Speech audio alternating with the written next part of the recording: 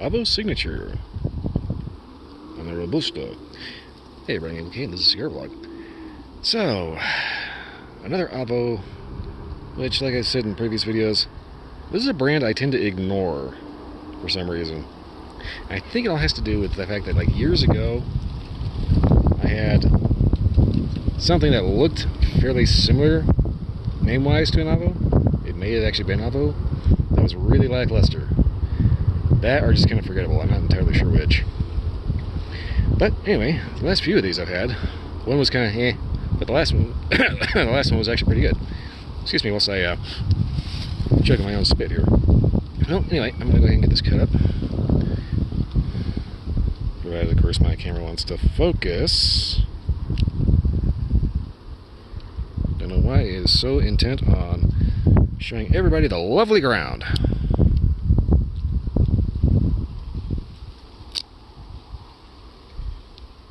Okay.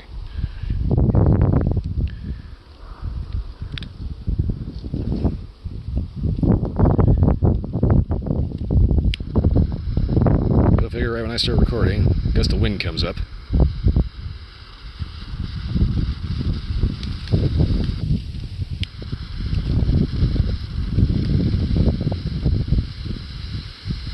And this is one of the reasons why I stopped using a Zippo.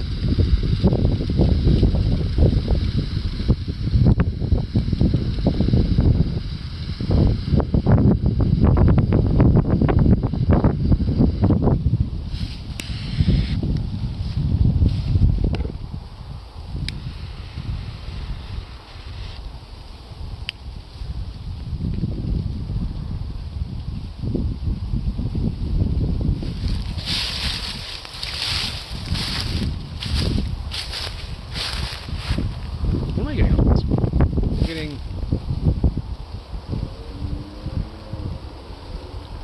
something kind of sweet, a little creamy.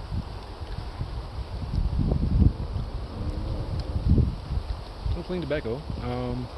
No spice.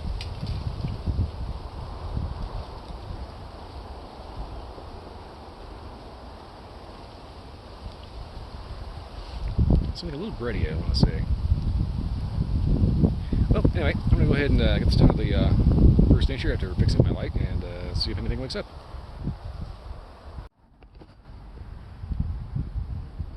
Well, kind of getting to an inch here. Just kind of one of those days when nothing quite wants to work right. So my light is all kinds of foobar. Taste-wise, though. So far, Retro Hill's really nothing to write home about. It's kind of the same thing you get one on the mouth is really enough, kind of reminded me of a decent ale, like a brown ale. A little bit of a breadiness, a little sweet.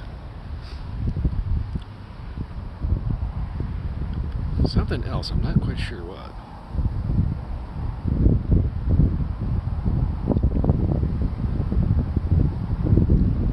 Kind of want to say almost a graham cracker thing kind of going on. Kind of. It's like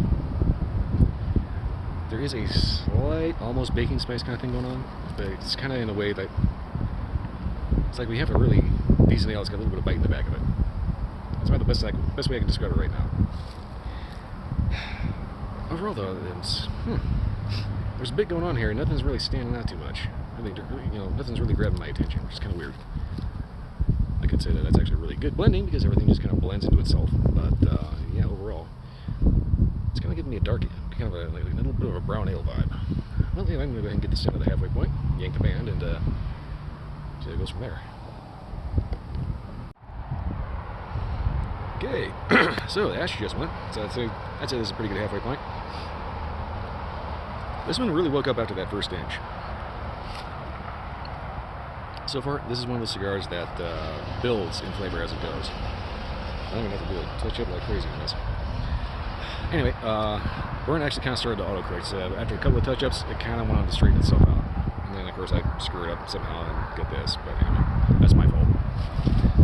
But so far, flavor kind of builds. It kind of starts off almost having like a brown ale, kind of weird kind of spice, just to have a little bite.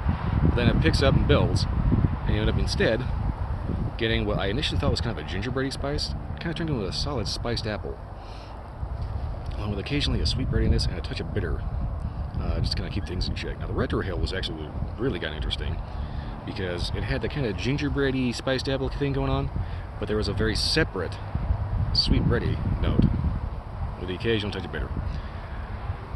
The thing is, the sweet gingerbready thing and the sweet bready, just, you know, it's like it intentionally is not blending to make like a gingerbread cookie. It's like you have a plate with two different cookies. It's very interesting. But so far, yeah, this one got a lot more interesting after that first inch. So beyond that, I'm going to fix this and finish this down to the nub and wrap things up from there. So far, though, definitely proven to be very interesting.